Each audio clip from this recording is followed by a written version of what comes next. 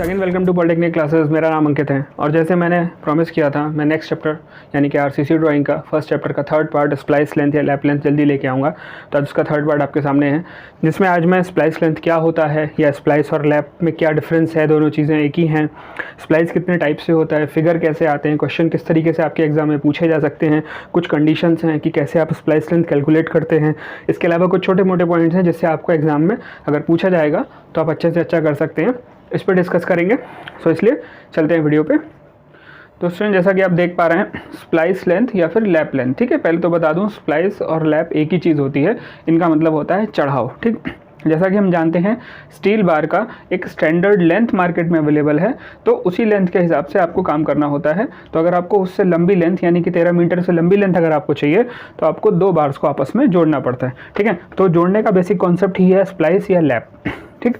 Splice का मतलब क्या है कि आपकी एक बार मान लीजिए यहाँ तक आगे ख़त्म हो गई, ठीक है, तो आपको दूसरी बार उस पर जोड़नी पड़ेगी। तो जो दूसरी बार उससे जुड़ेगी उसको जोड़ने के लिए हमारा जो IS कोड है IS 456-2000 उसने कुछ क्लॉज दिए हैं ताकि स्ट्रक्चर फेल ना हो, स्ट्रक्चर की सेफ्टी बनी रहे। तो जोड़ने से रिलेटेड कुछ रूल्स हैं, बेसिक थंब रूल्स हैं, वो मैं आपको बताऊँगा। और स्प्लाइसिंग की अगर फिगर बनाने को आ जाए तो आप वो फिगर किस टाइप से बनाएंगे वो मैं आपको बताऊँगा। दोनों साइड जिगजैग होगा इसमें, ठीक है। बेसिक फिगर किस टाइप से बनेगी और स्प्लाइसिंग का बेसिक कॉन्सेप्ट क्या है जैसा कि मैं आपको बता रहा हूँ। तो आप दो बार्स को जोड़ने को कहते हैं, ठीक है। तो स्प्लाइसिंग में स्टार्ट करते हैं। सबसे पहली चीज़ देखिए, स्प्लाइसिंग में दो चीज़ें हो सकती, या तो टेंशन में होगा स्प्लाइसिंग या फिर कंप्रेशन में होगा, ठीक है। अब मैं समझता हूँ इतना आप भी समझ रहे होंगे कि जब टेंशन में होगा या तनन में होगा तो वहाँ पर दो बार्स जो आपस में जुड़ेंगी वो खींच रही होंगी, ठीक है। तो उनके बीच जो जॉइंट होगा उस पर शेयर फोर्स लगेगा, ठीक है। तो वो कटने की टेंडेंसी में होगा, जो जोड़ होगा जोड़ कटने की या टूटने की टेंडेंसी में होगा। और कंप्रेशन में वो अंदर की तरफ दब रहा होगा, ठीक है। तो जैसा कि आपने डेवलपमेंट लेंथ स्टील आरसीसी की थ्योरी में पढ़ा है कि डेवलपमेंट लेंथ कैसे निकाली जाती है, तो जो LD आप निकालते हैं उसी के फॉर्मूले पे आधारित है कि अगर आपका टेंशन में है, ठीक है, तो जो आप बार निकालेंगे, बार की जो टोटल लेंथ निकालेंगे स्प्लाइस की कि कितना मिनिमम चढ़ाव आपको देना है ताकि आपकी बार फेल ना हो, वो निकालने का तरीका है LD बराबर phi into sigma ST upon 4 tau BD, ठीक है। ये फार्मूला आपकी किताब में भी दिया हुआ है, आप लोग उसको समझ लें क्योंकि थ्योरी में आपको ज़रूरत पड़ेगी इसकी। तो LD बराबर sigma ST upon 4 tau BD। इस तरीके के जितने भी थंब रूल्स हैं इनमें कंडीशंस होती हैं, ठीक है। जैसे इसकी कंडीशन क्या है, ये या फिर 30D, ठीक है। तो ऐसी किसी भी कंडीशन में आपको क्या करना है, आपको दोनों कैलकुलेट करने पड़ेंगे, 30dB और sigma ST 4 tau upon 4 tau BD, ठीक है। और इन सबको कैलकुलेट करने के बाद जो वैल्यू आएगी उसमें से जो अधिक वैल्यू होगी यानी इन दोनों में से जो मैक्स वैल्यू होगी वो आपको यूज़ करनी पड़ेगी, ठीक है। तो ड्राइंग में भी अगर ऐसी कंडीशन आए तो आप सिग्मा ST यहाँ सिग्मा बार की डाया है और सॉरी फाई जो है बार की डाया है, सिग्मा ST जो है वो परमिसिबल स्ट्रेंथ है, परमिसिबल टेंसाइल स्ट्रेंथ है स्टील बार की, ठीक है। और 4 टाउ BD में 4 तो न्यूमेरिकल वैल्यू है, टाउ BD बॉन्ड स्ट्रेंथ है या फिर अभिलाग सामर्थ्य है, ठीक है। इसकी इस फॉर्मूले को कैलकुलेट करके जो LD आएगा ये टोटल लेंथ है विद जो आपका डेवलपमेंट जॉइंट में जो आपने आगे हुक्स बनाए हैं उनको मिलाकर, ठीक है। ये और या 30D इन दोनों में से जिसकी वैल्यू सॉल्व करने पे मैक्सिमम आती है वो वैल्यू आप यूज़ करेंगे टोटल लैब की लेंथ में, मतलब चढ़ाव उतना आपको देना पड़ेगा जो भी लेंथ इससे निकल के आएगी, ठीक है। ये पहला केस हो गया। इसी तरह टेंशन में दो केस होते हैं क्योंकि टेंशन में बार्स के फेल होने के चांसेस ज़्यादा होते हैं, जॉइंट टूट जाता है, ठीक है। तो जो दूसरा केस टेंशन में इसके साथ चलता है क्योंकि देखिए टेंशन में आप एक हुक भी देंगे, ठीक है। तो जो ये वाली लेंथ आप निकाल रहे हैं ये आप हुक के साथ निकाल रहे हैं, ठीक है। ये जो स्ट्रेट लेंथ आप देख रहे हैं यहाँ से यहाँ तक, ठीक है, ये मिनिमम स्ट्रेट लेंथ भी देने का प्रोविज़न कोड ने कर रखा है कि मिनिमम स्ट्रेट लेंथ कितनी देनी है। तो दोनों चीज़ों का ध्यान रखा जाएगा, टोटल लेंथ का और मिनिमम स्ट्रेट लेंथ का, ठीक है। तो जो मिनिमम स्ट्रेट लेंथ आपको देनी है वो है 200 mm और 15D, ठीक है, 15D, ठीक। क्लियर ना दिख रहा हो तो मैं फिर से लिख दे रहा हूँ 15D, ठीक है। तो ये दो कंडीशन सेटिस्फाई होनी चाहिए 200 mm और 15D की, और उसके अलावा sigma 5 into sigma ST upon 4 tau BD या 30D, इन दोनों में से जो मैक्सिमम हो और इन दोनों में से भी जो मैक्सिमम हो वो वैल्यू आप यूज़ करेंगे। ये कंडीशन सिर्फ स्ट्रेट लाइन के लिए है, मैं बता दूं, इसमें वो कर्व वाला सेक्शन नहीं जुड़ा है। इनसे जो भी वैल्यू आएगी उसका जो भी मैक्सिमम होगा इन दोनों में से, वो आप उतनी सीधी लंबाई ज़रूर रखेंगे। मेरी बात को समझिएगा, ये है सीधी लंबाई के लिए और ये है ओवरऑल जितना आपको टोटल लैप देना है उसके लिए, ठीक है। तो ये हो गया टेंशन का। इसी तरह से कंप्रेशन का है। कंप्रेशन में भी हम निकालते हैं तो आता है 5 into sigma ST, 5 into sigma ST upon 5 tau BD, ठीक है। तो वैल्यूज़ वही हैं जो मैंने पहले बताई थी कि सिग्मा 5 इसका यहाँ पर डायमीटर ऑफ बार है, सिग्मा ST परमिसिबल स्ट्रेंथ है, 5 न्यूमेरिकल वैल्यू है, टाउ BD बॉन्ड स्ट्रेंथ है। क्योंकि ये कंप्रेशन में है तो कंप्रेशन में जो कोड ने वैल्यू दे रखी है वो दे रखी है 24D, ठीक है। तो 24D और ये दोनों, इन दोनों वैल्यू में से आपकी जो भी वैल्यू मैक्सिमम हो, ठीक है, आप कंप्रेशन के केस में उसको यूज़ करेंगे, ठीक। तो यहाँ आप समझ गए बेसिक ओवरव्यू कि आपकी बार अगर दो तरीके से हो, कंप्रेशन में और टेंशन में, तो आप किस तरह से उसकी लेंथ निकालेंगे। और ये लेंथ निकालनी क्यों ज़रूरी है, क्योंकि आपके कोड में इसका प्रोविज़न दे रखा है और इसी से आप मैक्सिमम जो लैप की लेंथ है वो, मतलब कितनी लेंथ आपको देनी है कम से कम, वो आप इसी से निकालेंगे, तभी आपको लैप देना है, अदरवाइज आपका स्ट्रक्चर फेल हो सकता है, ठीक है। तो LD sigma ST upon 5 tau BD या 24D, इन दो में से जो मैक्सिमम आएगा कंप्रेशन के केस में और टेंशन के केस में ये, ठीक है। अगर आप कॉलम्स के केस में यूज़ करते हैं तो आप सेकंड वाले का यूज़ करते हैं, और अगर बीम के केस में यूज़ करते हैं तो आप ऊपर वाले का यूज़ करते हैं, ठीक है। ये तो हो गई पहली कंडीशन लैप और स्प्लाइस की। इसके बाद लैप और स्प्लाइस की कुछ एक जनरल कंडीशंस में जो आपको बस याद रखनी है, जैसे कि जब हम, जैसे मान लीजिए मैं एक छत का या एक स्लैब का अगर मैं आपको टॉप व्यू दिखाऊं तो कुछ इस तरीके से मैं रफली बना रहा हूँ, ठीक है, इस तरीके से होता है, ठीक है। इसमें जो आपकी बार्स पड़ी हैं तो कोशिश की जाती है कि इन बार्स में 50% से ज़्यादा बार्स पे जॉइंट ना डले, ठीक है।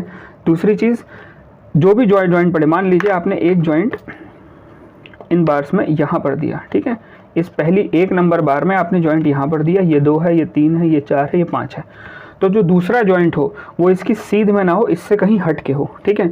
तीसरा भले इसके सामने हो जाए, चौथा फिर इससे कहीं हट के हो। मतलब कुल मिला के बात यह है कि सारे जॉइंट्स एक सीध में कभी नहीं आने चाहिए, अदरवाइज वो उसका वीकेस्ट पॉइंट बन जाएगा और आपका स्ट्रक्चर वहीं से फेल होगा, ठीक है। तो ये कंडीशन याद रखिएगा कि 50% से ज़्यादा बार्स पे जॉइंट नहीं देते, और जो जॉइंट देते भी हैं वो भी एक लाइन में नहीं देते, लाइन ऑफ एक्शन जो फोर्स की होती है उसकी एक्शन लाइन में नहीं देते, उससे हटा के स्टैगर्ड देते हैं या बिखरा के देते हैं, ठीक है। ये पहली कंडीशन है। इसके बाद दूसरा कि जैसे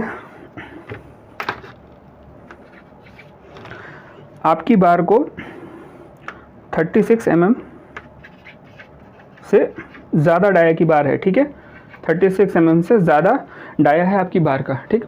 तो उस केस में ध्यान रखिएगा जो भी आप जॉइंट देंगे आपस में वो हमेशा वेल्डिंग से जोड़ेंगे। ये एक थ्योरेटिकल कंडीशन है, एग्जाम में कभी कभी आ जाती है कि इस केस में आप हमेशा वेल्डिंग से जोड़ेंगे, उनको कभी भी वायर द्वारा बांधेंगे नहीं, ठीक है।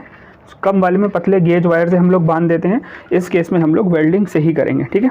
दूसरी चीज़, एक सबसे इम्पॉर्टेंट कंडीशन, ये कई बार एग्जाम्स में भी आता है, अगर डिफरेंट डाया का बार हो, ठीक है, मतलब मान लीजिए एक आपका 10 mm का है और दूसरा आपका 12 mm का है, ठीक है, और इन दोनों को आपस में आपको जोड़ना है। तो इनके जोड़ने की कंडीशन में अगर आप इनमें से कोई भी फार्मूला लगाएंगे तो फाई की वैल्यू आप क्या लगाएंगे, 10 या 12। ये कंडीशन में कुछ थोड़ा कन्फ्यूजन रहता है, तो इसमें ध्यान रखिएगा जिसका डाया मिनिमम होता है हम उसकी वैल्यू लगाते हैं, ठीक है। जिसका डाया मिनिमम होता है उसकी वैल्यू लगाते हैं। और क्यों लगाते हैं, क्योंकि देखिए जिसका डाया कम होगा वही कमज़ोर होगा और फेल भी पहले वही बार होगी। तो आप अपने स्ट्रक्चर में ड्राइविंग चीज़ किसको बनाना चाहेंगे, जिसकी वजह से आपका स्ट्रक्चर पहले फेल हो सकता है, उसी को तो आप चेक करेंगे कि भाई ये पहले फेल ना हो, बाद वाला तो फेल नहीं होगा, ठीक है, या तो उसके बाद ही फेल होगा। तो इसीलिए जिसका डाया कम है उसके डाया से हम लोग ये चेक करते हैं कि आपका जो लैप है वो कैसे बनेगा, ठीक है। तो इस केस में डिफरेंट डाया के बारे में 10 mm 12 mm में जिसका डाया कम है उसके डाया के हिसाब से आप लैप लेंथ निकालेंगे, ठीक है। तो ये तो हो गया थोड़ा सा थ्योरेटिकल पोर्शन। अब इसमें जो फिगर्स बननी है या जो आपकी फिगर बनाई जाएगी वो कैसे बनेगी, देखिए एक केस तो आपका ये रहता है कि आप इस तरीके से सिंपल बार्स का लैप दिखा दें। मैंने 10 mm बार का डाया लिया है, ठीक है।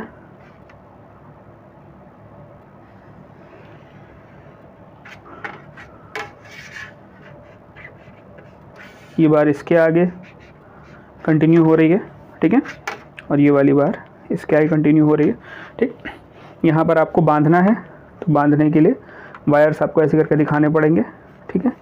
डॉटेड लाइन से भी कर सकते हैं, एक लाइन डॉटेड एक लाइन सिंगल। मैं क्योंकि मार्कर से बना रहा हूँ डॉटेड इसलिए क्योंकि ये वायर घूम के पीछे की तरफ जाएगा तो पीछे वाला वायर डॉटेड होगा, आगे वाला वायर कंटिन्यूस होगा। वो आप उतना कॉमन सेंस है, मुझे पता है आप लोग कर लेंगे, ठीक है। तो पहला केस ये, जब आप स्ट्रेट बार्स को जोड़ते हैं, ठीक है, तो ये जो पार्ट है, ये जो आपने बांधा है, यही इसकी स्प्लाइस लेंथ है, यही इसका लैप जॉइंट है, यही इसकी स्प्लाइस है, यहाँ से यहाँ तक है, यही इसका स्प्लाइस है, ठीक है। इस पॉइंट से इस पॉइंट तक यही स्प्लाइस है, ठीक। ये पहला केस हो गया। दूसरा इसके अलावा आ सकता है आपको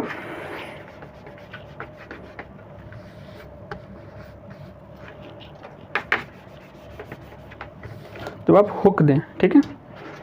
हुक्स ज़्यादा आजकल दिए जाते हैं क्योंकि हुक अगर टेंशन में है तो हुक ज़रूर दिए जाते हैं, क्योंकि हुक में आके वायर आपका लास्ट में फंस जाता है, ठीक है।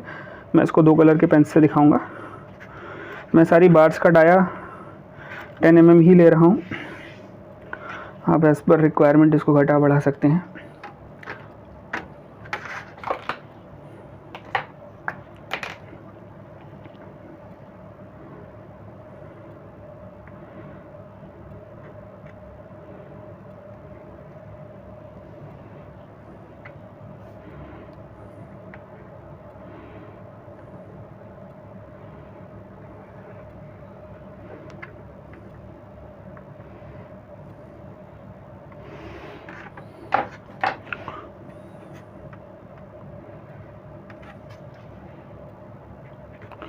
ठीक है।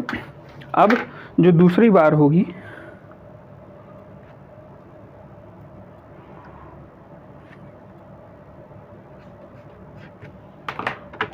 वो इसी के साथ बनेगी, क्योंकि बार्स को हम अगल बगल रखते हैं, ऊपर नीचे नहीं रखते, ठीक है। तो अगल बगल रखने की वजह से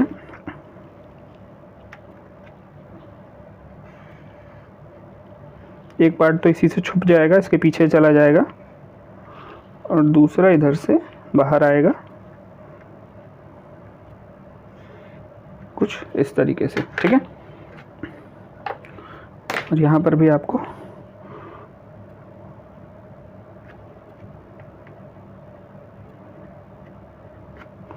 हुक देना पड़ेगा कुछ इस तरीके से।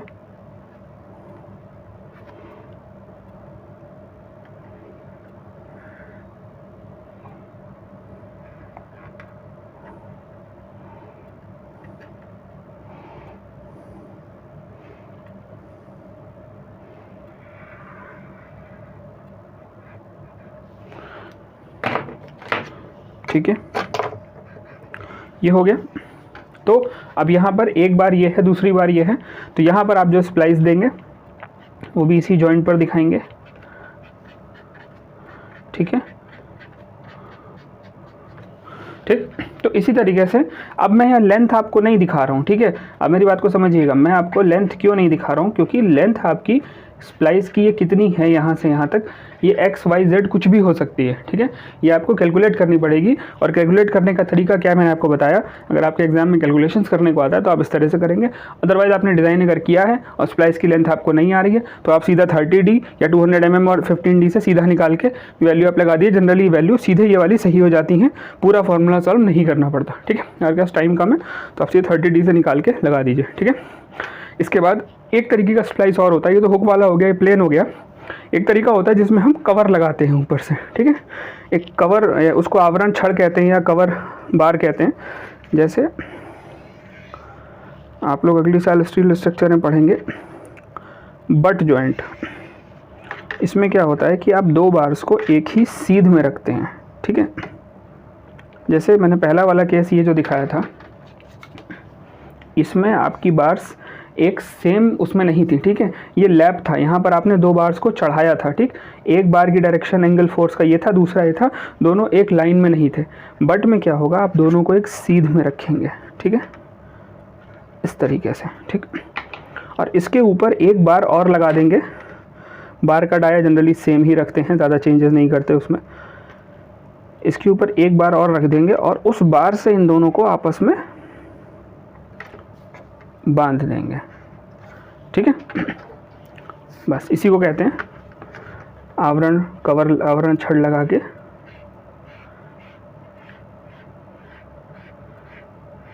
ये जो मैं तिरछा दिखा रहा हूँ, मैं ये वायर्स का वो दिखा रहा हूँ, आप अपने अकॉर्डिंग इसको जैसा आपको सूटेबल लगे वैसे बना लीजिएगा। तो ये आपकी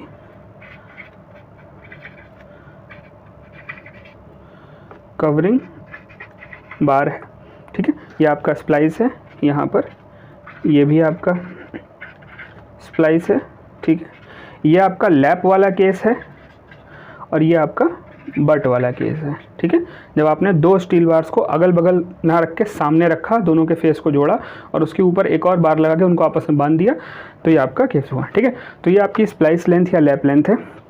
मुझे लगता है इसमें आपका एग्जाम में से ऊपर नहीं आने वाला डिप्लोमा लेवल पे। ये भी चीज़ें मैंने ज़्यादा बता दी हैं आपके एग्जाम में।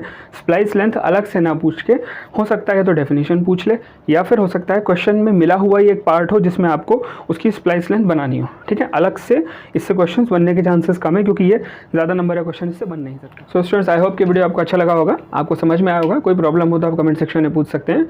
नेक्स्ट वीडियो में मैं स्टिरप्स, जिसमें 2 लेग 4 लेग 6 लेग स्टिरप्स के जो केसेस हैं वो मैं आपको बताऊंगा। आसान सा टॉपिक है और एग्जाम में आने के चांसेस भी हैं, क्योंकि उसकी फिगर सीधे आएगी और आपको बनानी पड़ेगी।